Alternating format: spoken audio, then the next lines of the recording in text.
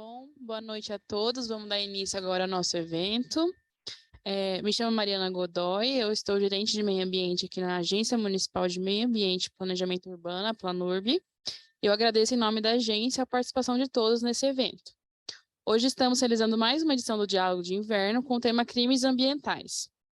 Para quem não conhece, o projeto Diálogos acontece trimestralmente, durante as 4 estações do ano, e consiste em um espaço para exposição e discussão de diferentes temáticas que envolvem o meio ambiente, com o objetivo de propor o diálogo sobre os temas e promover o acesso e a difusão do conhecimento.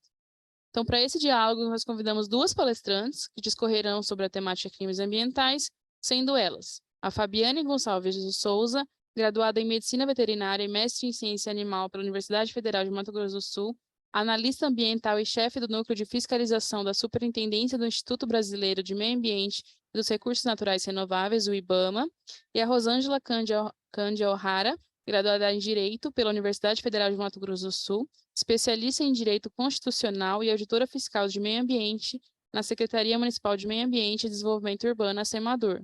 Agradecemos desde já pela presença das duas. A Rosângela está aqui ao meu lado e a Fabiane está ali virtualmente com a gente, né? Abro a palavra às duas, se quiserem fazer os cumprimentos.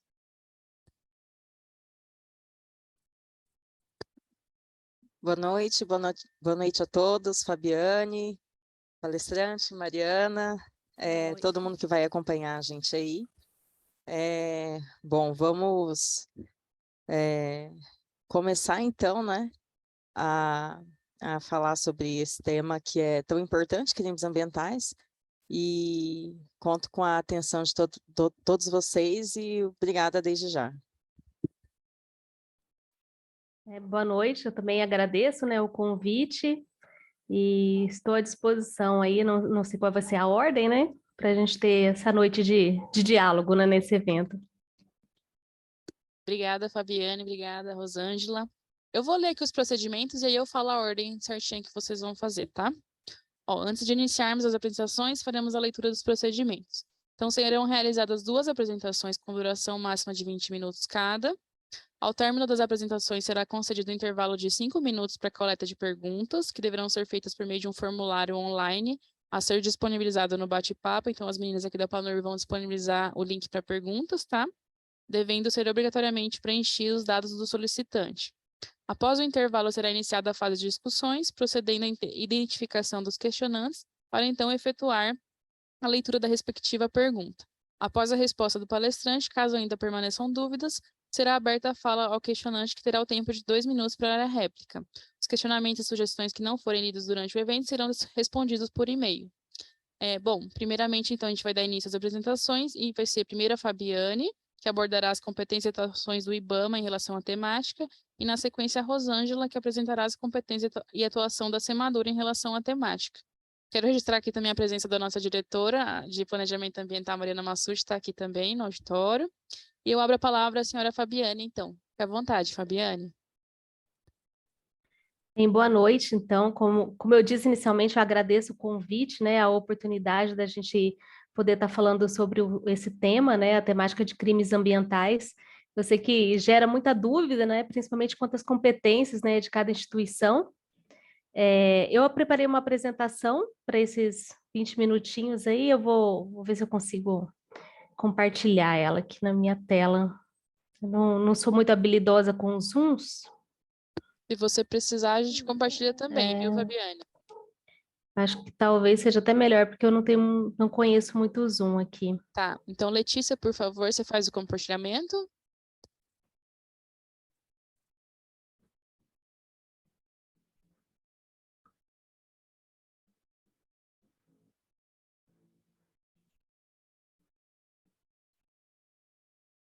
Só um momentinho que a Letícia está compartilhando. Agora tá ótimo. Agora foi aqui. Eu estava tentando. Tá.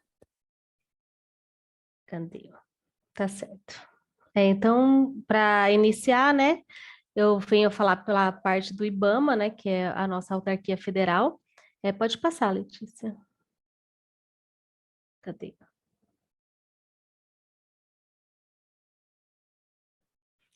Deixa eu tentar compartilhar, que às vezes eu consigo passar daqui. Só um pouquinho. Só um pouquinho, Fabiana, que acho que travou. Tá. Eu vou tentar compartilhar por aqui também. Compartilhar.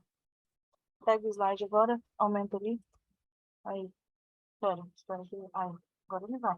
Aí passou. Aí. Tá passando certo agora? Foi, Brenda. Foi, né? Isso. Deu certo. Tá. Eu acho que eu consigo compartilhar daqui também, pessoal. Deixa eu tentar, porque aí às vezes fica mais fácil de eu passar. Deixa eu ver aqui. Tá. É a minha tela, né? Que tá. Cadê? Eu tô agora em mais de uma tela aqui. Não consigo mesmo, deu Não, algum tá, problema. Pode deixar que eu continuo compartilhando, aí você vai me falando e eu vou passando para você. Tá Tá, bom? é mais fácil mesmo. Tá. Pode compartilhar. Tá bom.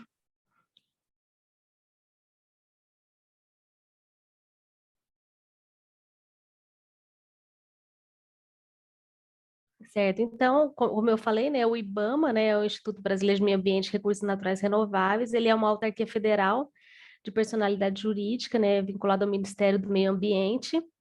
Ele possui um regimento interno, que, no caso, a última versão ela foi publicada com a Portaria 2542 de 2020, e ele tem, né, a norma traz as finalidades, né, da instituição, como, além da sua estrutura organizacional, né, traz cargos de direção, de comissão, funções comissionadas, enfim, né, a participação em órgãos colegiados e as competências.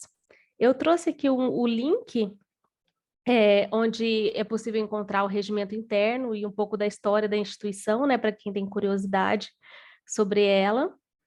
Pode passar. E aí, entre as principais atribuições, né?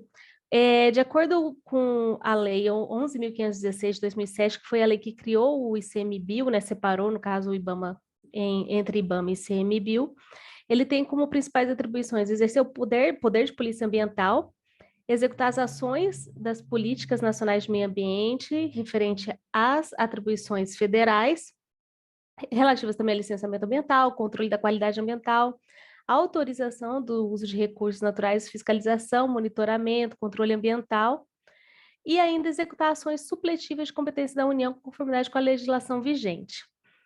Em 2011, foi publicada a Lei Complementar 140, que ela distribuiu as atribuições entre os entes federativos, né, União, Estado e município, e ela trouxe, então, uma certa divisão de atribuições. Pode passar. A lei complementar, então, ela fixa essas normas, pode passar. E aí, entre as ações que são da União, aí no caso não só a IBAMA, né, mas que englobam, né, as atividades do IBAMA, formular, executar e fazer cumprir no âmbito nacional a Política Nacional de Meio Ambiente, exercer a gestão de recursos ambientais no âmbito, né, das atribuições, promover ações relacionadas à Política Nacional de Meio Ambiente, promover a integração de programas e ações de órgãos e entidades da administração pública, né, Estado, Distrito Federal e municípios. No caso, o IBAMA ele tem se empenhado, né, em prestar capacitações aos órgãos do CISNAMA para que a gente possa trabalhar em conjunto com as diversas instituições, articular cooperação técnica, científica e financeira em apoio à Política Nacional de Meio Ambiente. Pode passar. São várias atribuições, eu destaquei algumas, né? Promover desenvolvimento de estudos e pesquisa, promover a articulação de política nacional do meio ambiente com recursos hídricos, organizar e manter a colaboração entre os órgãos, elaborar zoneamento ambiental, definir espaços territoriais, promover e orientar a educação ambiental em todos os níveis, conscientização pública de proteção ao meio ambiente. E aí aqui entram algumas ações que eu destaquei que o IBAMA trabalha com mais afinco, né? Como controlar a produção, comercialização, emprego de técnicas, métodos e substâncias que comportem risco para a vida, qualidade de vida e meio ambiente na forma, né, da lei, exercer o controle e fiscalizar as atividades e empreendimentos cuja atribuição para licenciar ou autorizar ambientalmente for cometida à União. Essa legislação, que é a Lei Complementar 140, ela traz, né, nos seus artigos, que Quem fiscaliza, né, como base, quem fiscaliza é quem licencia, mas havendo também as atribuições de competência supletiva e subsidiária, né, para que os órgãos possam trabalhar em conjunto, né, pelo bem do meio ambiente. Pode passar. Promover o licenciamento ambiental de empreendimentos e atividades, e aí, no caso, para a União, localizados ou desenvolvidos conjuntamente no Brasil, em país limítrofe, localizados e desenvolvidos no mar territorial, plataforma continental ou zona econômica exclusiva, localizados e desenvolvidos em terras indígenas, a gente faz um trabalho bem intenso junto às terras indígenas do Estado, localizados ou desenvolvidos em unidades de conservação instituídas pela União, em áreas de proteção permanente, e aí o nosso trabalho é conjunto com o nosso órgão irmão, né, a instituição irmã, que é o ICMBio, localizados envolvidos em 2 ou mais estados, caráter militar, destinados a pesquisar, lavrar, produzir, beneficiar, transportar material radioativo em qualquer estágio, que atendam tipologia estabelecida por um ato do Poder Executivo, né, como das comissões, que tenham participação de membros do CONAMA. Pode passar. Aprovar o manejo e a supressão de vegetação, aí nos seguintes locais, né? Florestas públicas federais, terras devolutas federais ou unidades de conservação instituídas pela União, exceto em APAs, né, que são áreas de proteção ambiental, atividades ou empreendimentos licenciados ou autorizados, e ainda elaborar a relação de espécies da fauna e da flora ameaçadas de extinção, no caso, o Ministério do Meio Ambiente, que faz a elaboração dessas listas, controlar a introdução no país de espécies exóticas potencialmente invasoras que possam ameaçar ecossistemas. Então, é uma atribuição federal fazer o controle de espécies exóticas. Hoje o IBAMA tem uma portaria, que é a portaria 93, de 98, que ela estabelece quais espécies exóticas que podem ser consideradas domésticas e que é uma portaria de importação e exportação, mas que ela traz essa relação de quais espécies podem, nem toda espécie exótica ela pode ser comercializada. Aí, aprovar a liberação de exemplares de espécies exóticas da fauna e da flora em ecossistemas, controlar a exportação de componentes da biodiversidade brasileira. Então, a exportação da biodiversidade, né, do patrimônio genético brasileiro, também é uma atribuição exclusivamente federal. Pode passar. Controlar a apanha de espécimes da fauna silvestre, ovos e larvas. Então, nesse caso, como eu vou colocar um exemplo mais adiante, sobre capturas, por exemplo, de minhocossu, que é um tema bastante difundido, né, aqui no estado do Mato Grosso do Sul. Proteger a fauna migratória e as espécies inseridas na relação prevista no inciso 16º. Exercer o controle ambiental da pesca no âmbito nacional ou regional. A gente trabalha no estado do Mato Grosso do Sul com uma parceria muito importante com a Polícia Militar Ambiental, em pesca, no sentido de pesca. Gerir o patrimônio genético, né, como já citei atrás, e o acesso ao conhecimento tradicional associado. Para isso existem normas específicas também, leis, decretos. Exercer o controle ambiental sobre o transporte marítimo de produtos perigosos, exercer o controle ambiental sobre o transporte interestadual, fluvial ou terrestre de produtos perigosos. A gente tem um setor destinado ao controle de emergências ambientais, tanto aqui no estado, né, como no IBAMA-SEG em Brasília, que tem uma atuação bastante relevante. E aí o licenciamento de empreendimentos, né, cujo compreendam áreas de faixa terrestre na zona costeira, enfim, que não é o caso do estado, né, já que a gente não possui mar. Pode passar. Nesse slide, eu tentei trazer um pouco da nossa estrutura, né, para ser conhecida. No estado, o IBAMA ele tem uma superintendência. Essa superintendência, ela se divide em algumas divisões, né, a administrativa, a técnica, e existia a divisão jurídica, mas hoje ela até tá no slide, mas ela sofreu algumas alterações de estrutura. Pode passar. E dentro da divisão técnico-ambiental, ela tem inserido um núcleo de fiscalização ambiental, que hoje eu estou com a coordenação dele, com a chefia dele. Então, dentro a nossa divisão, a parte técnica, né, do IBAMA mesmo, ela está inserida dentro dessa divisão técnico-ambiental, que aí ela inclui diversos núcleos, como biodiversidade, qualidade ambiental, licenciamento ambiental e a fiscalização ambiental, que também está dentro dela.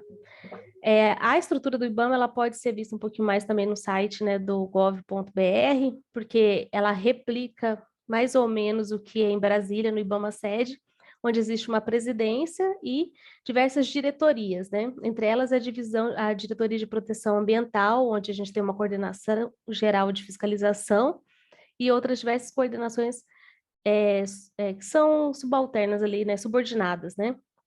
A ela. Pode passar. Eu falo um pouco rápido, qualquer coisa vocês podem me segurar um pouquinho também, senão vou fazer em bem menos de 20 minutos. A fiscalização ambiental, ela, propriamente dita, né, já que a gente vem falar de crimes ambientais, né, aqui. Foi mais uma introdução ali da nossa atuação, né, para dar essa introdução mesmo, né, para a fala. Crimes ambientais, no caso a gente não trabalha só com crimes ambientais, né? Crimes ambientais é quando tem uma correlação entre a infração ambiental e um crime em lei. Existem algumas situações que são somente infrações administrativas também. A nossa principal lei, que a gente se baseia em crimes ambientais, que é até chamada Lei de Crimes Ambientais, é a Lei Federal 9.605, de 1998, né, também chamada de Lei da Vida, né, por alguns, e ela traz a legislação principal que a gente se baseia. O decreto 6514, ele regulamenta essa lei, então ele traz a tipificação das diversas condutas das infrações ambientais, que vão entre flora, fauna, poluição, as infrações administrativas, né? E dentre outras aí. Aqui eu coloquei 2 instruções normativas conjuntas, porque elas trazem toda a parte de instrução processual, dosimetria de multas, porque quando a gente trabalha com autuações, existem autuações que são ditas fechadas, que são aquelas que têm um valor fixo por unidade, por fração, por tamanho de área, e existem aquelas que são abertas, que são aquelas que têm uma faixa de valor a ser aplicado, né? E tudo que a gente faz, ele é regulamentado em norma. Então, assim, não existe de ter saído da cabeça do fiscal, né? Por exemplo, a dosimetria de uma multa que é aplicada. Então, a gente trabalha com essas instruções normativas que trazem a dosimetria, elas têm anexos, né, que tentam tornar de uma forma mais objetiva, né, essa dosimetria de autuação. E existem diversas normas específicas, que, assim, a cada tema existe um calhamaço de normas que a gente quando a gente está trabalhando com aquele tema específico, que a gente vai estudar aquele rol de normas, né? E não são só normas federais, são normas federais, estaduais e municipais também, que a gente precisa entender o contexto todo, né, de onde a gente está inserido. Aí eu coloquei algumas principais para você ter uma noção. A Lei 5.197, que é a lei que trata de fauna, né? Alguns chamam ela de Lei da Caça. A Lei 12.651, que é o dito novo Código Florestal, né, que foi bastante polêmico quando saiu em 2012. A Lei 13.123, que é a lei que trata de patrimônio genético, que ela até não é tão difundida, aqui a gente quer fazer um trabalho mais intenso no Estado com esse assunto, né, patrimônio genético, conhecimento tradicional associado, a gente tem uma vasta biodiversidade na região do Pantanal, Cerrado. Há outras instruções normativas, né, a 21, que é a do DOF, né, que é o sistema DOF do IBAMA, que trata de créditos madeireiros, florestais, produtos florestais. A número 10, que trata de passeriformes, que existem criadores de passeriformes no estado, amadores, comerciais, e diversas resoluções, portarias, como eu falei, a portaria de exóticos, né, que é a portaria 93 de 98. Enfim, são muitas. Pode passar. E aí, assim, o que muitos se questionam é como é que a gente trabalha, né? Como é que o IBAMA trabalha? Baseado em quê? Que a gente tem as nossas operações de fiscalização, quem demanda, como funciona, né? Para se coloque de uma forma mais resumida, né?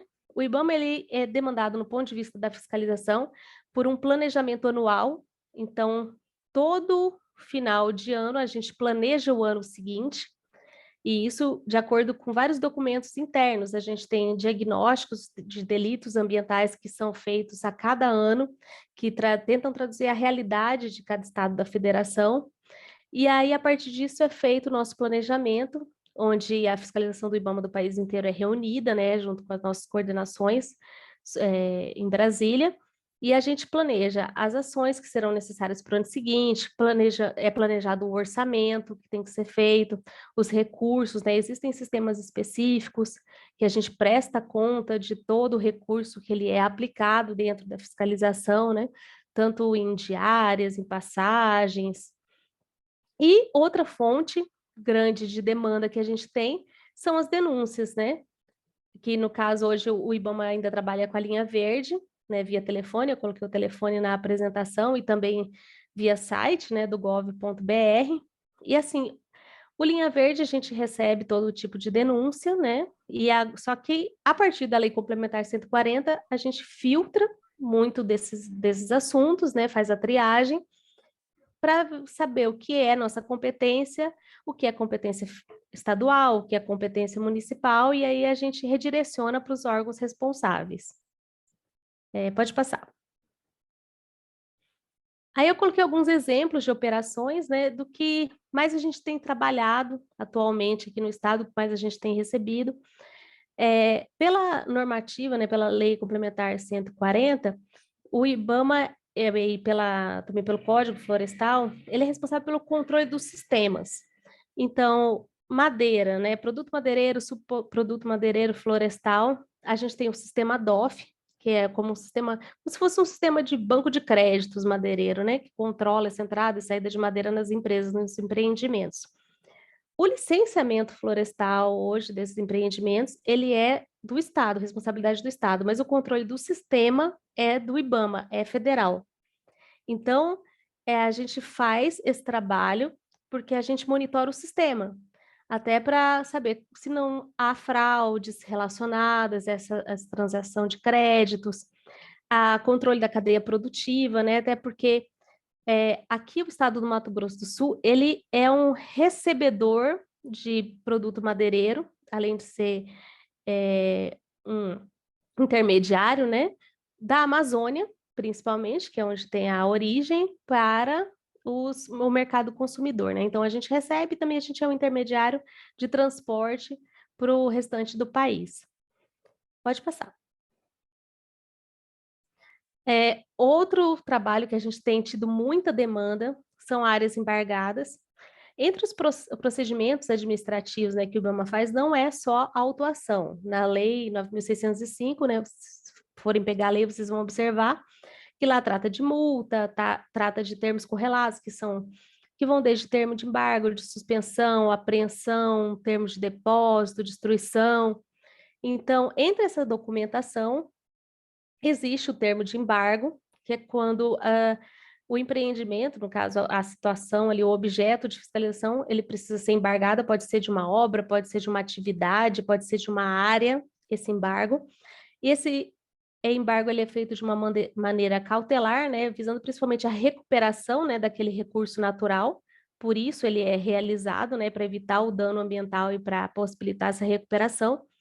E existem muitos processos aqui no estado ainda, tanto antigos quanto algumas coisas recentes, e a gente continua acompanhando esses processos, porque eles são de nossa responsabilidade, né? O que o IBAMA embargou, o IBAMA acompanha para saber se há regularização da área, se foi recuperado, foi apresentado um plano de recuperação, enfim, a gente faz esse controle, né, para saber se do procedimento administrativo. A gente também tem um trabalho hoje mais intenso com Mata Atlântica, que ainda tem algumas florestas estacionais no estado, e aí a gente faz esse trabalho, que são áreas, né, de especial preservação, então a gente trabalha bastante com isso. Pode passar. No caso, eu citei o Minhocosul, né, o Minhocosul é considerado fauna. O Minhocosul, ele não é permitida a sua comercialização, principalmente Minhocosul, principalmente o que acontecia muito aqui no estado era o Minhocosul mineiro e o Minhocosul goiano. eles não são permitidos porque eles são fauna e eles não têm criadores autorizados no país ainda, pelo menos, não tem manejos autorizados. E aí a gente começou esse trabalho mais intenso há alguns anos, fizemos algumas apreensões, né, que foram até bastante expressivas. A gente coloquei os links de umas reportagens, e aí também o IMASU, né, o órgão estadual, e a Polícia Militar Ambiental também tem trabalhado com bastante afinco, né, nesse controle, para que a gente consiga orientar, né, a população a respeito. Pode passar. Aqui foi a última apreensão em 2021, que a gente teve um transporte de Melcosul, no caso era um transporte goiano, foi uma apreensão bem grande, e a gente fez um trabalho em conjunto, junto com a PRF, né, que é a nossa grande parceira aí. Pode passar. Aqui, outro sistema, que é um sistema também do IBAMA, mas que a gente trabalha muito em parceria com o IMASU, que é o sistema CISPAS, que é o sistema que controla os criadores amadores de passeriformes, né? Eles ficam dentro desse sistema. A gestão, né, de licenciamento, de autorizações hoje está com o IMASU, a gente tem um acordo de cooperação técnica com o Estado, mas o controle do sistema também é feito pelo IBAMA, né? E a gente faz um controle de anilhas, né, de passeriformes, tanto que aqui no estado, porque aqui no estado ele é uma fonte de tráfico de passeriformes, né? Então, é a origem, né? Então, a gente faz esse controle também com cuidado, né? Pode passar. A foto anterior até eu não falei, era uma operação conjunta que a gente fez com o IMASU esse ano, né? Até tem a colega do IMASU ali, sou eu ali de costas na foto. Pode passar. Agrotóxicos também, como eu falei, de produtos perigosos e tal, também é uma atribuição do IBAMA no que tange, é uma atribuição que é concomitante com o Ministério do do Ministério, do MAPA, né, Ministério da Agricultura, a gente trabalha junto com o IAGRO, e aí o que nos cabe é essa questão de descarte regular de embalagens, né, então, porque isso causa danos ambientais muito intensos. A gente tem situações que a gente apreende embalagens sendo enterradas, né, que o dano é maior ainda, né, existe todo um regramento específico para devolução de embalagens, tríplice lavagem, enfim, toda uma normativa própria para o tema. E ainda aqui, por ser um estado fronteiriço, né, existe entrada de agrotóxicos que não possuem registro no Brasil, principalmente de Paraguai e Bolívia. E isso é muito perigoso para a saúde humana, né? Então a gente faz esse trabalho, principalmente junto com as polícias, né? Polícia Federal, Polícia Rodoviária Federal, Polícia Civil, no caso o DOF, né? Que trabalha na fronteira. Pode passar. Outro ponto que até agora a gente está exatamente nessa época do ano, né? Na safra do papagaio, que é o tráfico de psitacídeos no estado. Eu coloquei a Operação Bocaiúva porque ela é uma operação que hoje até a PMA, todo ano ela toca com esse nome já, né? Uma operação que teve início com o IBAMA. E aqui é uma fonte grande de filhotes de papagaios, né? Existe o projeto Papagaio no sul do estado, até o projeto Arara Azul. A gente trabalha também em parceria com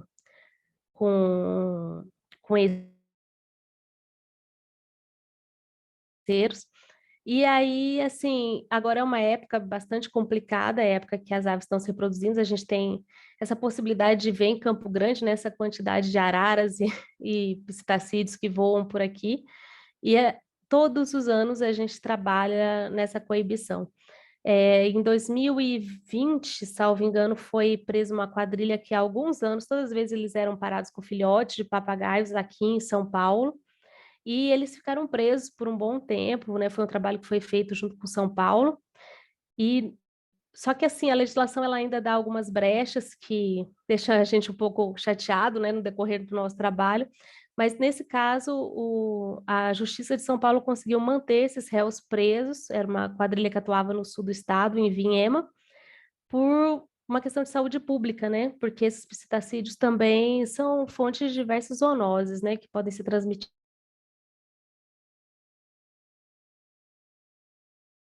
Não é permitida, né, no país.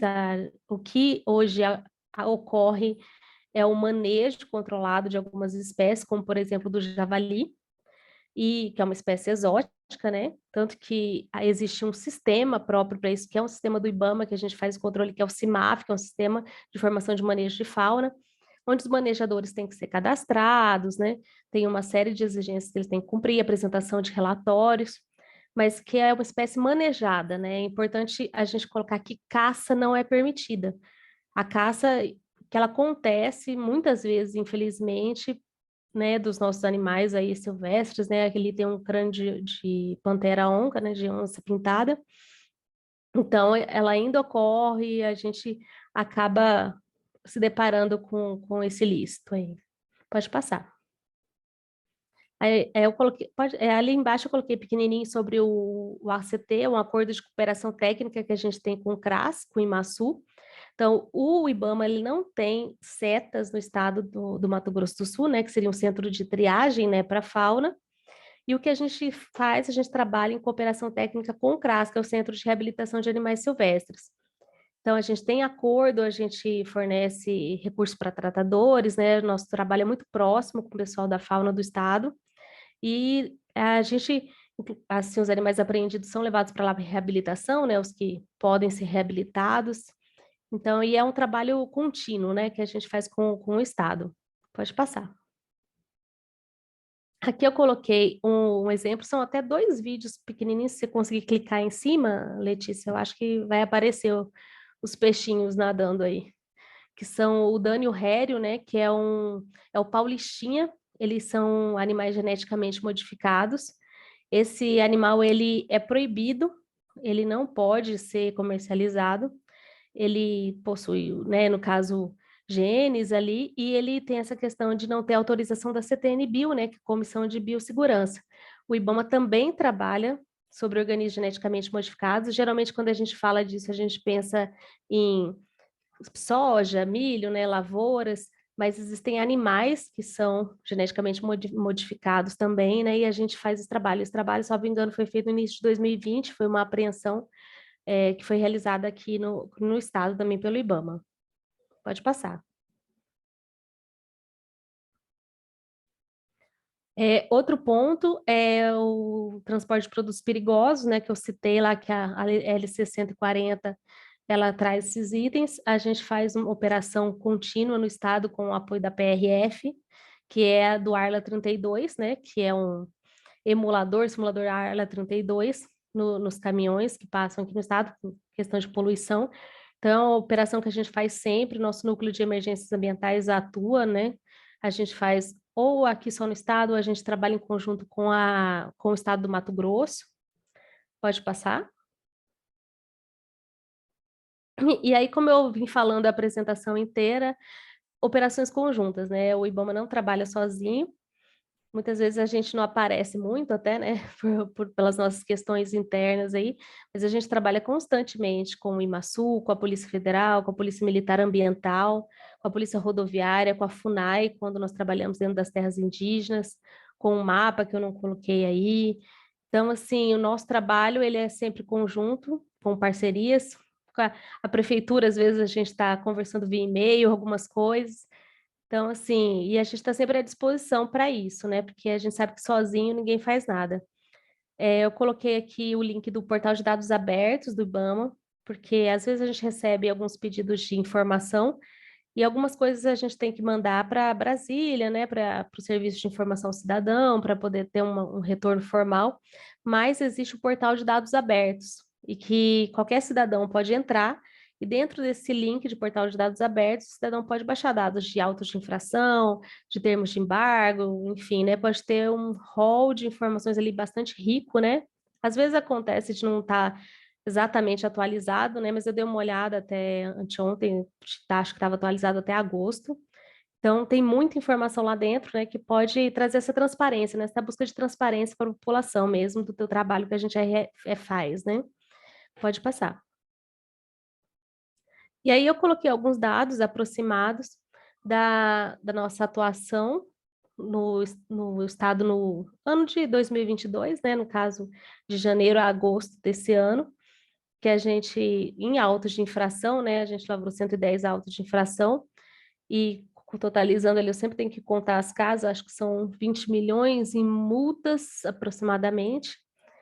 E aí, por tema, né, por tipo de infração, flora e fauna, né, são sempre os campeões, né, de a autuação no estado, né? Aí, às vezes, a gente olha assim, as pessoas acham, a gente fica feliz com a autuação, na verdade, não, né? A gente fica triste, né? Eu gostaria que quanto menos a gente tivesse de autuações, melhor, quer dizer que não está sendo necessário, né? O trabalho preventivo está sendo bem feito e a gente não precisa atuar no controle, né? Que pesa no bolso, né? Ninguém gosta de ser fiscalizado, né? É um trabalho que a gente sabe que, infelizmente, aí a gente sofre algumas represálias nesse sentido, né? Pode passar? Como eu falei, eu achei que ia ser bem rapidinha, né? Eu agradeço a participação, meu nome é Fabiane. Eu vi uma pergunta pulando ali, flora é desmatamento? Sim, flora também é desmatamento, né? Não só desmatamento, supressão, corte raso, né? Então, eu sou chefe do núcleo de fiscalização do IBAMA, né? Desde o início desse ano, o meu e-mail está aí.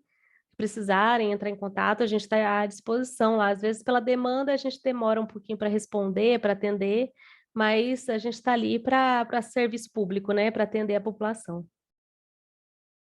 Obrigada, Fabiane. Foi muito didática, as imagens aí, todos os comentários, a gente aprendeu bastante aqui. Obrigada. Só para informar todo mundo, as perguntas a gente vai mandar um link logo em breve, no final da apresentação da Rosângela, e todo mundo pode fazer as perguntas pelo link, tá? Bom, então eu vou passar a palavra para a Rosângela. Rosângela, fique à vontade, tá? A Letícia vai compartilhar a apresentação.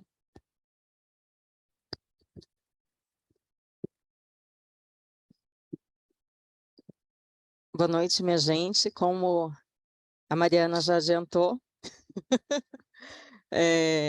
meu nome é Rosângela, né? Sou auditora fiscal de meio ambiente da Semador. E já vou avisando que eu sou desastrada. Então, se esses cubos caírem no meio da apresentação, não se assustem, tá? Eu já estou avisando com antecedência. Vamos lá, então pode manter nesse slide por enquanto. E eu vou ficar aqui com a cabeça baixa, que eu vou acompanhar pelos slides que estão aqui nas folhas também, tá, gente? Então, se eu ficar aqui paradinha, não é que travou, não, é que eu me perdi, estou tentando me achar nos slides. Então, vamos lá. Meu tema vai ser sobre crimes ambientais, né? Mas a partir da ótica da atuação do órgão municipal, no caso da Semador, né? Então, eu vou fazer uma apresentação do que é uma parte da Semador apenas, né? Com foco relacionado às atividades de meio ambiente, tá? Então, eu vou deixar claro que isso é apenas um recorte do que a Semador faz, tá? Pode passar para o próximo slide, fazendo favor, 2. O 2, anterior, isso. Tá. Então, o primeiro assunto eu vou falar Semador, né? Segundo, as competências. E nesse ponto também não pretendo me esgotar muito. A Fabiane já adiantou um pouco, né? E também esse tema competência, ele vai aparecer na minha apresentação, só para a gente entender a posição da Semador perante a ocorrência dos crimes ambientais, né? Terceiro ponto, como as ocorrências chegam até a Semador, né? Quarto item, a fiscalização, né? Que é o momento que eu vou falar um pouco do nosso procedimento e dos atos pós-fiscalizatórios, tá? E o quinto item, e também a nossa conclusão, sobre os aspectos práticos desse tema, né? A nossa relação com outros órgãos e os fatores que podemos ajustar nessa temática. Slide 3, fazendo favor. Tá, vamos lá, então. Como eu falei, uma breve apresentação da Semador e vamos começar dando o nome completo dela. Secretaria Municipal de Meio Ambiente e Gestão Urbana. Já foi desenvolvimento urbano, né? Gestão urbana. É o órgão ambiental do município de Campo Grande. E atualmente as competências da Semador, elas estão definidas na Lei 5793 de 2017. E como vocês podem notar pelo próprio nome, é um órgão voltado não só ao meio ambiente, mas à gestão urbanística. Próximo slide. 4. A Semador possui 3 superintendências, né? Uma de gestão urbana, uma de gestão imobiliária, uma de gestão ambiental e todas de fiscalização, né? Próximo slide, fazendo favor. 5. Como eu falei antes, eu vou apresentar para vocês apenas um recorte da Semador. Então, a partir de agora, eu já vou focar na parte ambiental, tá? Por isso, eu separei algumas competências da Semador nessa esfera ambiental. Então, a gente tem aí o gerenciamento e o licenciamento ambiental, a fiscalização da instalação e operação de empreendimentos e atividades quanto ao impacto ambiental, e a implantação e a gestão das unidades de conservação da natureza e de arborização urbana. Temos também a implementação, o monitoramento e a avaliação da qualidade ambiental do município, bem como o gerenciamento do Sistema Municipal de Licenciamento e Controle Ambiental. E aí também, inciso 12, o exercício de poder de polícia administrativa por meio de agentes públicos competentes em conformidade com as legislações urbanística, ambiental e de posturas. Próximo slide. Bom, afunilando ainda mais, né? Temos a Superintendência de Fiscalização e Gestão Ambiental, que é uma das 3, né? A SUFIGA, ou SUFIGA, e ela possui 34 atividades previstas como de sua competência, especialmente de licenciamento, monitoramento e fiscalização. E como eu apontei aí no slide, essas 34 atividades são um rol exemplificativo, né? Então, nada impede que outras atividades que eventualmente se verifique ser do âmbito de competência da Semador, da SUFIGA, né, possa ser realizada. Slide 7. A SUFIGA é formada por uma central jurídica e 3 gerências, né? Uma de licenciamento ambiental, uma de monitoramento ambiental e uma de arborização em áreas verdes e, novamente, todas de fiscalização. As atividades são exercidas pelos auditores fiscais de meio ambiente, né? E, obviamente, com o apoio do setor administrativo, por exemplo, né? Temos engenheiros também. Então, é toda uma equipe, né? Mas os auditores fiscais são quem tem o poder de polícia administrativa. Próximo slide. Vamos lá, segundo assunto, competências. A Fabiane já falou muito bem dessa lei complementar 140, né?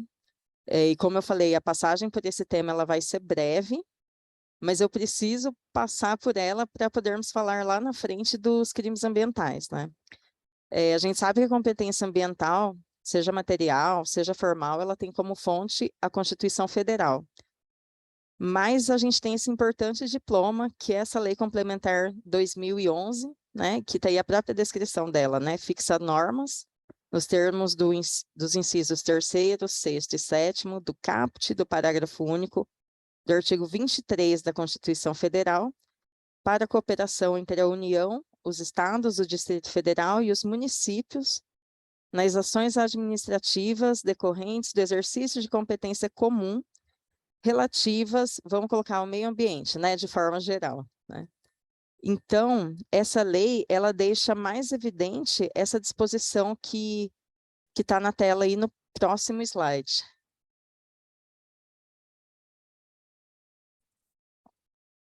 Vamos lá, todos os entes, União, estados, municípios e Distrito Federal, possuem a atribuição de fiscalizar empreendimentos e atividades efetiva ou potencialmente poluidoras ou utilizadoras de recursos naturais. E todos os entes possuem competência para promover o licenciamento ambiental de acordo com a abrangência definida na Lei Complementar 140 de 2011. Tá? Esse termo abrangência, que eu digo, não é somente no sentido espacial, né, que às vezes pode causar essa ideia, mas é de acordo com as regras previstas nessa lei. Mas eu quero que vocês se atentem às duas palavras que eu destaquei, né? Fiscalizar e licenciar. Fiscalização e licenciamento. Vamos colocar tudo em forma de substantivo. Que mais para frente eu vou falar por quê. Slide 10, fazendo favor. Nesse slide temos algumas das competências previstas na Lei Complementar 140 para os municípios. E aí eu destaquei as relativas a licenciamento, né? Então, vou ler aqui. Observadas as atribuições dos demais entes federativos, né? Previstas nessa lei complementar, ação administrativa do município promover o licenciamento ambiental das atividades ou empreendimentos. Aí o item A, que causem ou possam causar impacto ambiental de âmbito local, conforme tipologia definida pelos respectivos conselhos estaduais de meio ambiente, considerados os critérios de porte, potencial poluidor e natureza da atividade. Ou item B, localizado em unidades de conservação instituídas pelo município, exceto em APAs. Por que eu quero focar nisso, no licenciamento? Slide 11, fazendo favor. Então, é justamente porque o artigo 17 da Lei Complementar 140, ela estipula que o auto de infração que deverá prevalecer será aquele lavrado pelo órgão que tem a atribuição de licenciar ou autorizar a atividade, né? Então, a gente pode... Vou ler um pouco aí para vocês só mais esse trecho, né? Vamos lá, deixa eu ver. O disposto no caput desse artigo, o parágrafo 3º, né? O disposto no caput desse artigo não impede o exercício pelos entes federativos da atribuição comum de fiscalização, da conformidade de empreendimentos e atividades efetiva ou potencialmente poluidores ou utilizadores de recursos naturais com a legislação ambiental em vigor, prevalecendo o auto de infração ambiental lavrado por órgão que detenha a atribuição de licenciamento ou autorização a que se refere o caput. Ou seja, né, grosso modo, bem grosso modo mesmo, fiscalizar, todo mundo pode fiscalizar, né? É dever, né, de todos os entes fiscalizarem, né? Só que em termos de prevalecer, há um critério do que vai prevalecer, né? Auto de infração que vai prevalecer vai ser aquele da entidade que tem a competência para licenciar. Então, voltando aqui para o âmbito da SEMADUR, é quase involuntário que as nossas ações sejam naturalmente direcionadas nas atividades em que temos competência para licenciar, porque elas são a nossa rotina, né? Já que vistoriamos para poder licenciar, depois vistoriamos para monitorar as atividades licenciadas, verificar se essas atividades estão cumprindo as normas ambientais e as condicionantes na licença ambiental, né? Então, basicamente, nesse pequeno recorte da SEMADUR que eu estou falando, nossas atividades serão sobre quem deveria possuir licença, mas não tem, quem tem licença, mas atua em desacordo com ela, e assim por diante. Eu acrescento também os casos de autorização, né? Eu destaco aqui que é só um recorte, porque, obviamente, que dentro da SEMADUR e dentro da SUFIGA há outras ações, né? Mas nessa parte de crimes ambientais, eu acho importante a gente dar o destaque nessa parte das nossas ações relativas a licenciamento, fiscalização e licenciamento. Tá? Então, nessa nossa rotina de fiscalização, a possibilidade de nos depararmos com crimes ambientais será se eles ocorrerem durante essa atividade, o que nem sempre é comum ocorrer, né? Pode passar para o próximo slide, fazendo favor? Porque, como eu falei, a gente vai estar na rua, né? Vai estar fiscalizando, atividades licenciadas ou licenciáveis, geralmente é isso. E então eu coloquei aí o Decreto Municipal 14.114 de 2020, que ele regulamenta o CILAM, né? Que é da Lei 3612 de 99, que instituiu o Sistema Municipal de Licenciamento e Controle Ambiental. Então, lá vocês vão ter o rol de atividades que são passíveis, atividades e empreendimentos, né, que são passíveis de licenciamento. Então, geralmente, se a gente se deparar com algum crime, alguma coisa, crime ambiental, vai ser realizando as atividades de fiscalização, né, ou monitoramento dessas atividades e empreendimentos, né? Mas nós também temos outras formas de conhecer os fatos que sejam infrações ambientais ou crimes ambientais, né? E aí é o próximo slide. Vamos lá, o primeiro modo é por denúncia da população, né? Essas previsões que eu destaquei, elas estão na legislação municipal, né? Mas nós também temos disposições em leis federais nesse mesmo sentido, né? Então, a Lei Complementar 191 de 2020, ela é que dispõe sobre a nossa carreira, né, de auditor fiscal de meio ambiente e também de urbanismo. E ali você vê SUFGA, GFMA. GFMA é a gerência de monitoramento, né, da SUFGA. E você tem como atribuição das duas, olha, receber denúncias manifestadas pela população, diligenciando a sua real apuração, e, quando necessário, realizar essa averiguação em parceria com órgãos federais, estaduais, municipais e outros, né? E da gerência, averiguar denúncias manifestadas pela população, e aí a mesma disposição do dispositivo anterior, né?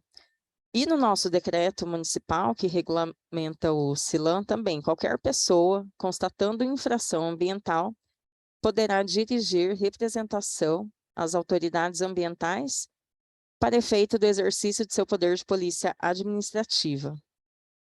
Então, o primeiro canal é esse, né? Denúncia da população. E geralmente eu não coloquei aí, é o 156, né? É só telefonar para o 156 e que se faz o registro, né? E aí depois a gente vai apurar os fatos. Slide 14, fazendo favor. Ministério Público Estadual. Eu coloquei ali como 3.2, mas na verdade ele representa talvez a maior demanda que a gente tenha, né? Acho que a maior demanda que a gente tem é proveniente do MP, até porque o Ministério Público também recebe da população a ciência de atos contra o meio ambiente que desobedeçam às normas, né? E isso necessariamente vem para SEMADOR para apuração. Temos também a Polícia Civil, no caso a DECAT, que é especializada em crimes ambientais, e eles também nos acionam. Próximo slide, fazendo favor.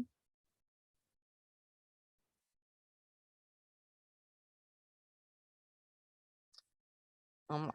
Com a provocação da SEMADOR, os nossos próximos passos são esses, né? Primeiro, a verificação de competência, né, atribuição, que a Fabiane já tinha falado, né, que o IBAMA faz essa triagem também quando eles recebem as denúncias, né? E depois a verificação dos fatos, caso seja da nossa competência. Próximo slide, fazendo favor. Bom, agora a gente entra no item fiscalização, e que seria o próximo passo, né? E são essas duas as leis que a gente vai se pautar agora, que é a Lei 2909, de 92, que é o nosso Código de Polícia Administrativa Municipal, e a Lei 3612, que é o CILAM, que eu já tinha falado lá atrás. Gente, vocês perceberam que eu não falo 3.612, né? 2 em 2, 3612.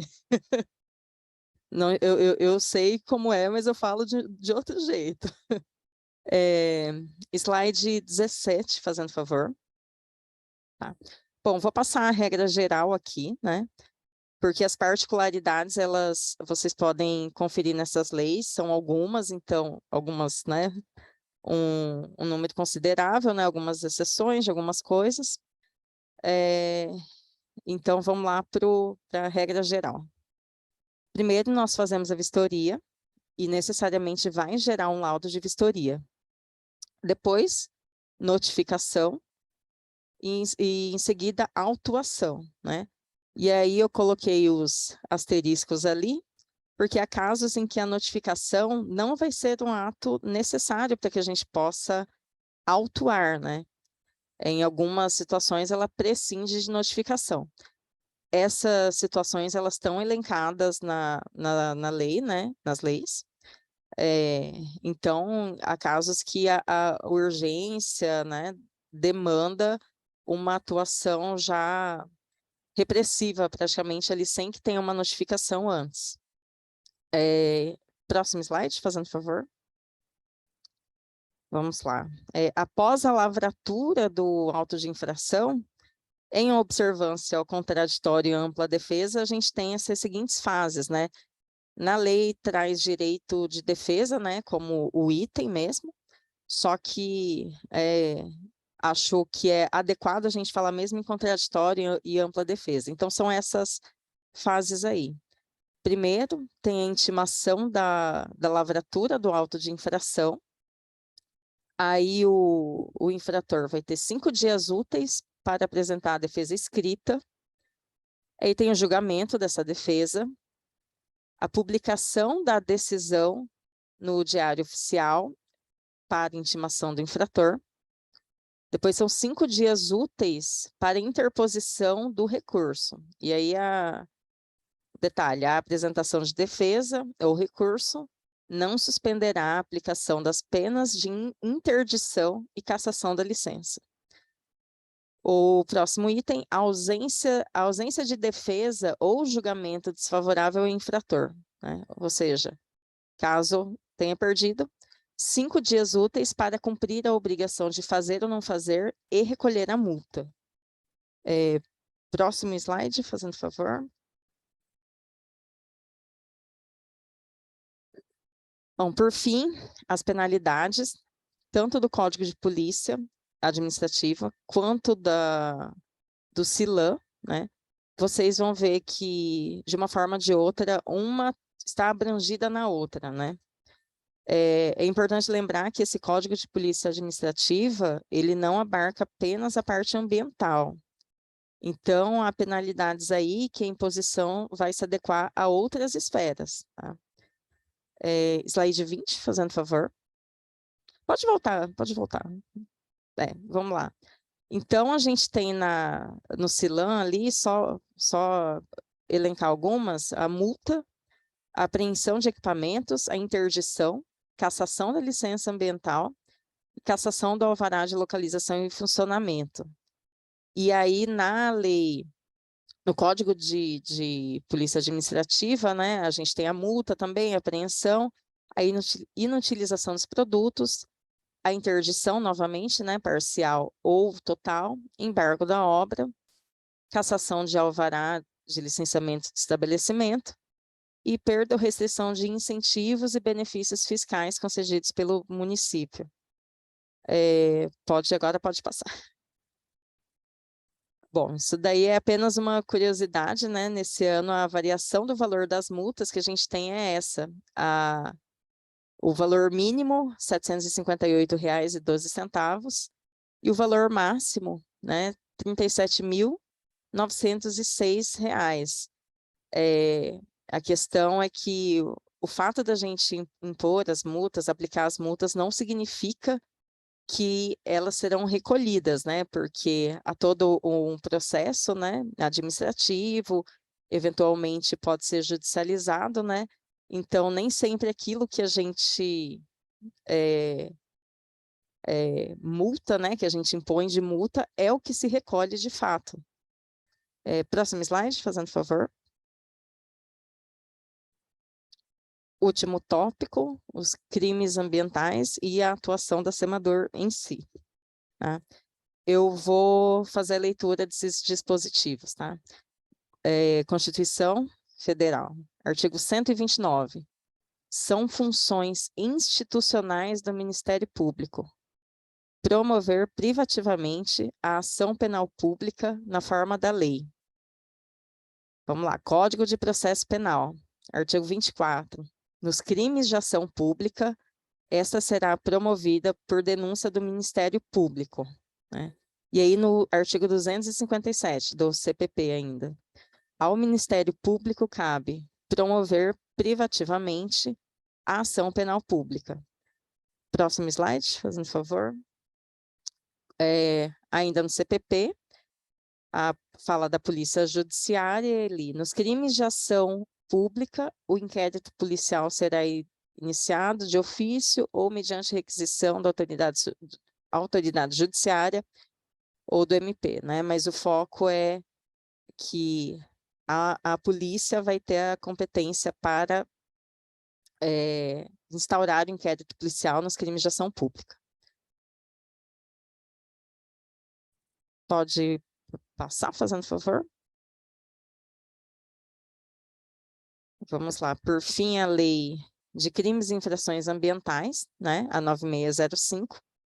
Nas infrações penais previstas nesta lei, a ação penal é pública incondicionada. Portanto, gente, próximo slide, fazendo favor. Aí eu já coloquei, né, com a ciência da ocorrência de crimes, inclusive os ambientais, necessariamente devemos remeter os casos para o Ministério Público ou Polícia Judiciária, que poderá instaurar o inquérito diante de um crime ambiental.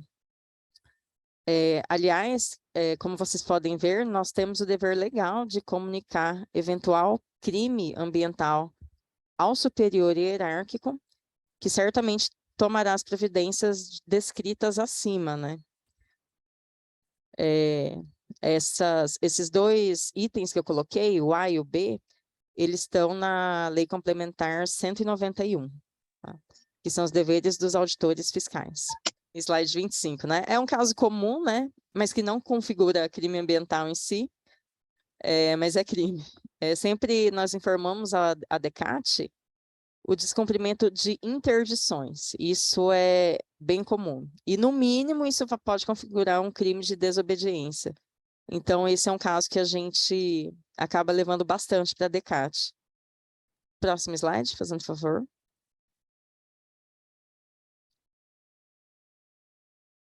Bom, tá, obrigada. Por fim, gente, eu coloquei esses itens aí, umas considerações importantes, né?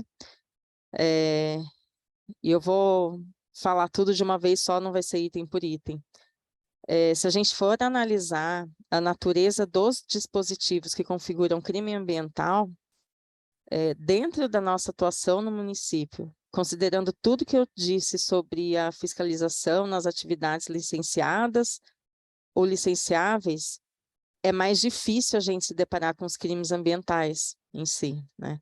Por exemplo, o artigo 30 da 9605 diz que exportar para o exterior peles e couros de anfíbios e répteis em bruto sem a autorização da autoridade ambiental competente. Isso constitui crime, né? E isso é uma coisa praticamente impossível de a gente encontrar na nossa rotina, né? Então, por conta de todo esse contexto, a SEMADOR ela é mais acionada para averiguar infrações ambientais pela DECAT e pela MP. Ela é mais acionada do que aciona propriamente, né? Geralmente, esses entes, eles nos acionam por conta da ocorrência até de crime ambiental, que eventualmente possa configurar uma infração administrativa ambiental.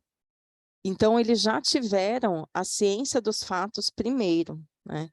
E só caberá a nós tomar as providências administrativas.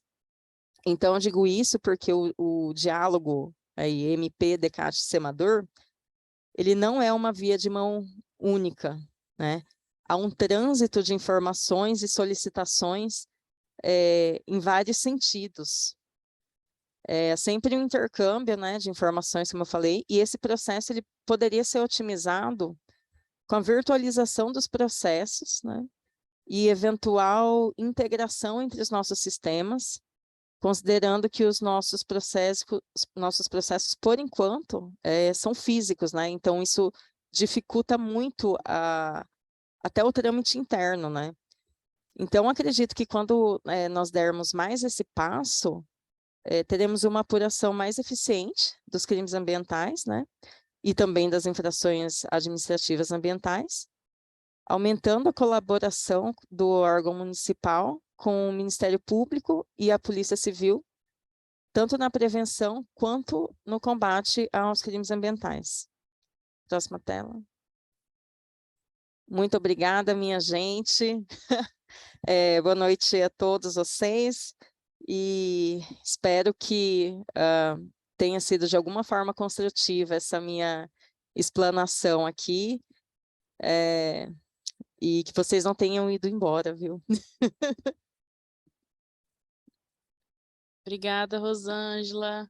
Eu ia falar realmente do número do 156, que a gente divulga muito aqui nas ações de educação ambiental, é o número que a população tem acesso, e não só o número, mas o sistema também Fala Campo Grande, que pode ser acessado pelo computador, o pessoal faz bastante denúncia por lá, e às vezes também reclama com a gente do tempo, mas realmente é um processo que é um pouquinho demorado, tem esse acionamento do fiscal, o fiscal vai no local, é importante a gente explicar isso para a população realmente, né?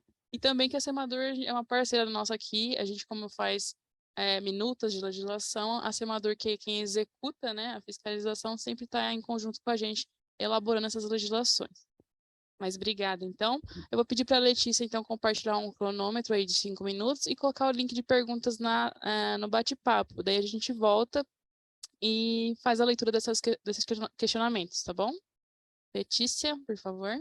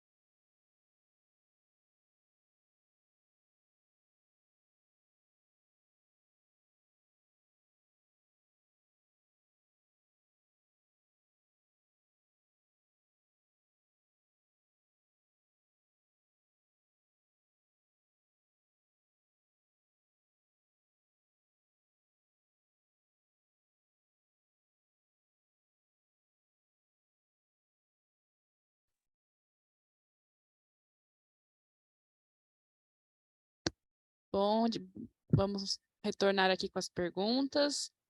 A gente tem uma primeira pergunta aqui da Aline Ávalo, a Aline está presente, para a Rosângela. Existem temas onde há conflitos entre as competências das diferentes entes?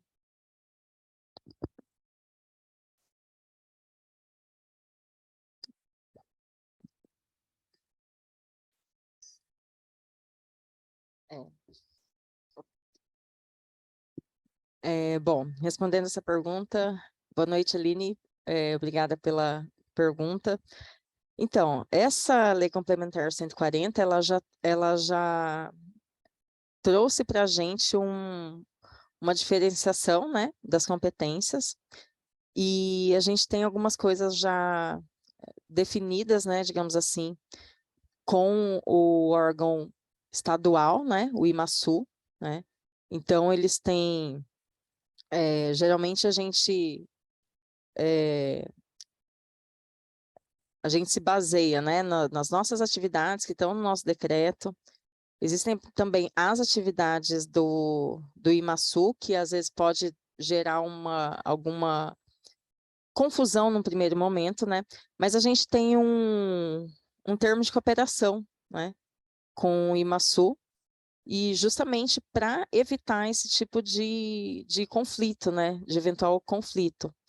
Mas, geralmente, a gente consegue diferenciar bem, né, as competências lá,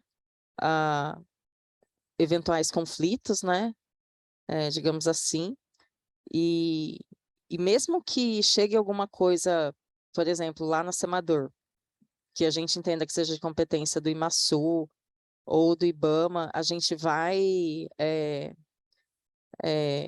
verificar, né, de fato, de quem é a competência, ou a gente responde, olha, a competência é de tal órgão, ou envia para o órgão em si. Mas, como eu falei, a fiscalização, né, todos os entes devem, né, fiscalizar, podem atuar na fiscalização de uma infração penal ou infração ambiental.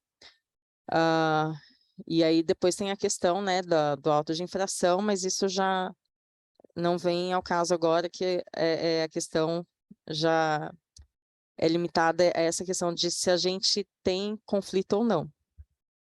Então, como eu falei, isso é bem definido lá, né, na Semador, eu imagino que no IBAMA e no IMASU também, e esses termos de cooperação técnica, todos esses atos, eles ajudam muito em coisas que eventualmente possam ter um conflito, a gente já separa ali e já define o que vai ser da competência de cada um.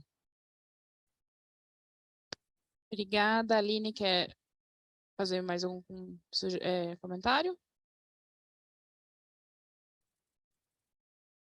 Bom, não tendo nenhuma réplica, a gente vai passar para a pergunta do Davi Santos, e é para a Fabiane. O IBAMA autua questões referentes aos incêndios florestais, Fabiane?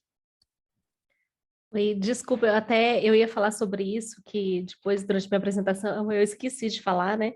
A nossa atuação, ela é bastante intensa aqui no estado, né? Na época de seca, a gente tem uma unidade que é o Preve Fogo, que ele atua com as unidades, com brigadas, né? Brigadas de incêndio, e a gente faz não só o trabalho posterior às queimadas, mas a gente faz também uma operação que é chamada de Operação Apoena, esse ano a gente fez, que é uma operação preventiva, onde a gente vai, principalmente, a gente faz esse trabalho, claro, nas áreas da União, né, terras indígenas, enfim, por uma questão de atribuição mesmo.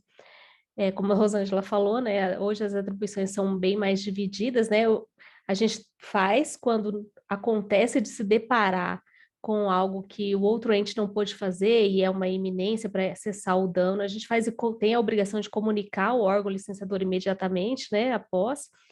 E aí a gente fez vários trabalhos de notificação para as fazendas, por exemplo, no entorno da indígena Cajuel, nesse ano, né, na região de Porto Murtinho ali, para que fossem feitos os aceros, né, enfim, tentando impedir que ocorressem os incêndios da forma que a gente, infelizmente, viu ocorrendo nos últimos anos, né. Então, a gente faz esse trabalho, aí, então, faz o trabalho posterior, também, aí tem toda uma questão de perícia ambiental que tem que ser feita quando há, né, o uso do fogo, há previsão de dispositivos, né, para autuação por uso do fogo de forma proibida. E o IBAMA também hoje integra o GRETAP, que é um grupo de resgate técnico de fauna, né, que é junto com a Secretaria do Estado, a Semagro, várias instituições, o CDB, enfim, Instituto do Homem Pantaneiro, e que é um trabalho para resgate de fauna que é atingida pelos incêndios florestais, né? Então, a gente tem esse trabalho junto ao governo do Estado. Obrigada, Fabiane. Davi, quer fazer alguma réplica?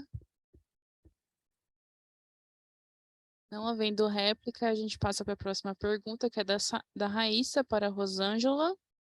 Os autos de infração e multa por corte de árvore sem autorização do órgão, esse processo também é encaminhado para a ciência do Ministério Público?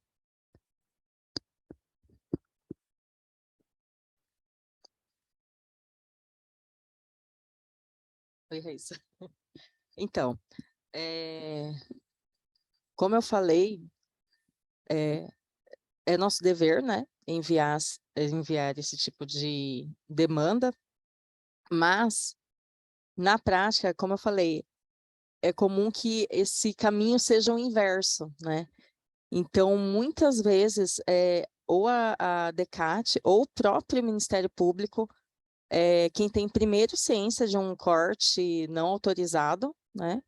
Ou uma poda drástica, algo assim, e mandam para a gente, né? Então, eles já ficam com a parte do crime já está ali, né? Já ficou com eles desde o início, né?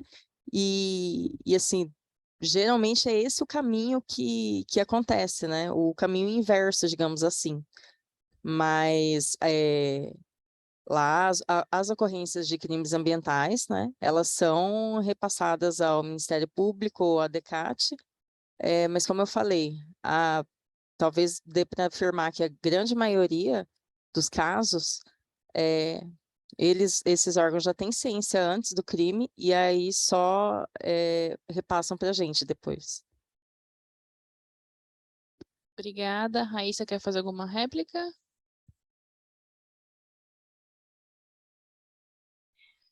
Não, somente eu agradeço a atenção. Obrigada, Raíssa. Bom, próxima pergunta é da Larissa para a Fabiane. Existem crimes mais recorrentes em Mato Grosso do Sul e quais são eles, Fabiane? Até a Fabiane comentou alguns já. Eu ia falar isso, né? O que eu coloquei na nossa apresentação, né? É o que tem mais aqui. Os crimes de fauna, né? Com animais silvestres acontecem bastante, né? E no caso de flora é terra indígena, Mata Atlântica, é o que acontece mais usualmente mesmo, assim. Aqui não é como na Amazônia, por exemplo, que é muito flora, é muito comércio madeireiro, né? Aqui é mais espalhado o crime, né? Que a gente pode dizer. Obrigada, Fabiane. Larissa, quer fazer alguma réplica?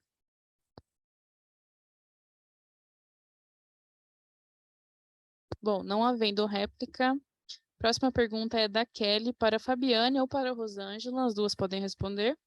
Como é feito o controle de plantas exóticas na cidade, visto que temos várias espécies encontradas na cidade e algumas com potenciais de inibir a vegetação local?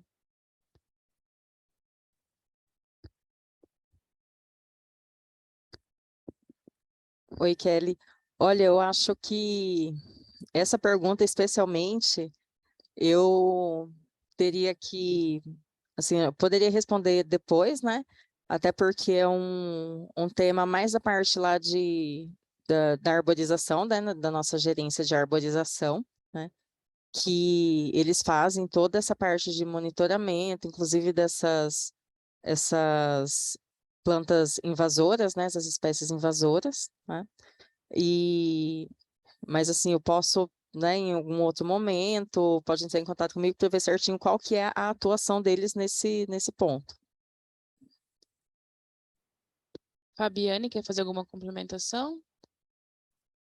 Eu vou pedir desculpas, eu vou pedir para repetir a pergunta, por favor. como é feito o controle de plantas exóticas na cidade, na verdade o IBAMA é em outro âmbito, Aham.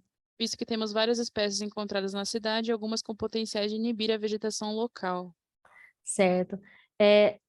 A introdução de espécies exóticas, no geral, como eu disse, é uma atribuição do IBAMA, então tem que ser feito no país como um todo, né? Tem que ter a autorização da instituição, né?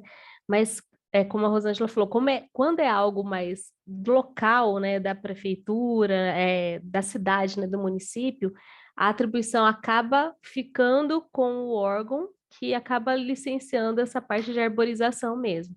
Mas se for uma introdução de uma espécie exótica no país, aí existe a autorização, nem por aqui, na verdade, essa autorização vem de... Tá cortando um pouquinho o áudio agora no final, Oi? Fabiane. Melhor, tá. Então, o que eu falei, acho que foi a minha internet, é que a análise dessa introdução, né, dessa liberação de introdução, ela é feita por Brasília, na verdade, pelo IBAMA-SED, né, em coordenações específicas também para essa área.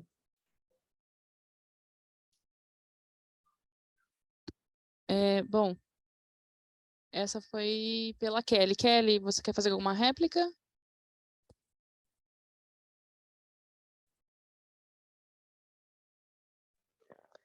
Mari, por mim tá Oi, tranquilo. Mas eu fico obrigada. no aguardo, que eu gostaria da resposta, assim. A gente pode pegar o seu contato, passar para a Rosângela, e a Rosângela busca o retorno. E a gente pode mandar também. Bom, por fim, a gente tem uma pergunta do Luiz Valverde para a Fabiane. Sabe-se que no ano passado, em 2021, o IBAMA obtinha 219 milhões de reais de recursos a serem utilizados. Porém, só liquidou 88 milhões, percebendo a ausência da vontade por parte do governo federal em combater crimes ambientais. Os números de infrações por desmatamento caíram, mas não condiz com as estatísticas do INPE. Fica a pergunta: como ter autonomia de trabalho com tantos cortes e negação da realidade ambiental atual? Fabiane. Luiz, né? Bem, Luiz, eu posso te falar sobre a nossa realidade técnica aqui no estado de execução do trabalho, né? A gente teve o recurso disponível para fazer as ações que foram previstas e a gente executou conforme foi a nossa possibilidade de mão de obra, na verdade. Um dos grandes gargalos que o IBAMA, eu posso dizer, como instituição tem ainda, é a mão de obra disponível para execução. Tanto que aconteceu um concurso agora há pouco tempo, né? Entraram técnicos ambientais, já até que tem alguns colegas aqui na apresentação dando apoio.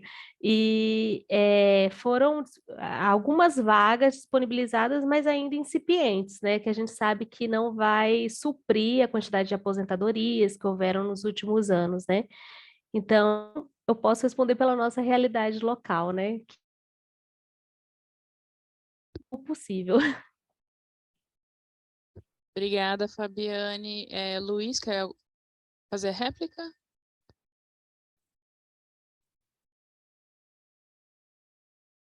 Obrigada, Luiz. Bom, então a gente esgotou as perguntas aqui encaminhadas. A senhora Fabiane Gonçalves de Souza e a senhora Rosângela Cândida de O'Hara, nossos agradecimentos pela disponibilidade das senhoras. A Planurb as parabeniza por todo o trabalho desenvolvido na área de tão significativa importância. E eu aqui também agradeço muito a presença de vocês, acho que foi muito enriquecedor as duas palestras, né? E a Planurb fica sempre à disposição de vocês também. Abro a palavra, se vocês quiserem fazer algum comentário. Bom, gente, vou agradecer a Planurb, né, todos vocês aqui que possibilitaram essa palestra, tanto em estrutura humana quanto em estrutura física, né? Agradecer também a todos os colegas da Samador, né? E especial para os colegas da SUFGA, né? Que é a nossa superintendência, né? Em que eu atuo. E agradecer a todos vocês que assistiram, né? Tiveram essa atenção aí com a gente, a Fabiane, pela palestra, né?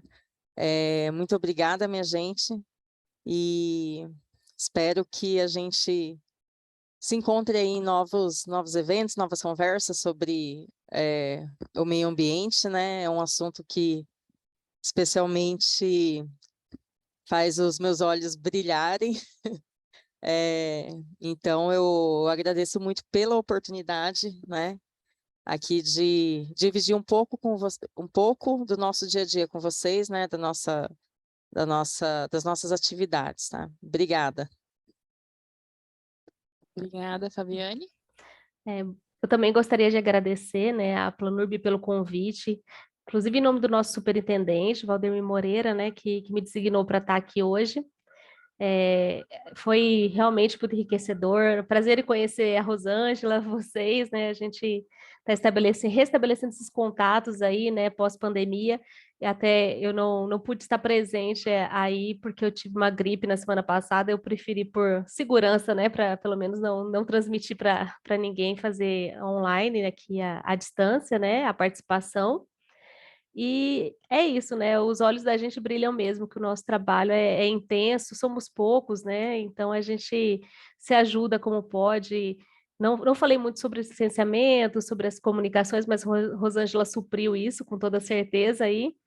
E que são competências comuns, né? A gente tem que trabalhar junto mesmo, unidos. Também espero reencontrá-los aí todos em breve em outros eventos. Estamos à disposição no IBAMA, né? O que precisarem, entrem em contato. Como as minhas colegas disseram, às vezes a gente demora um pouquinho, porque tem muita demanda e pouca gente, mas a gente está à disposição sempre. Obrigada, Fabiane. O Coronel Moreira realmente é um grande parceiro nosso aqui desde a época do COMIF, que é o Comitê de Incêndios, então a gente sempre está em contato com o IBAMA também. Inclusive, amanhã tem uma palestra em conjunto com o Preve Fogo. Mas é isso aí. Obrigada, viu? Bom, a gente agradece também a presença de todos aqui. Quem puder ligar a câmera para a gente fazer um registro aqui, a Letícia faz. E a gente também informa que todo esse material vai ser disponibilizado, né? O vídeo, na verdade, no Instagram, no YouTube da Planurb, e a gente tem o Instagram, que a gente sempre está divulgando essas informações de cunho ambiental. Então, quem puder ligar a câmera aí, Letícia, você avisa a gente?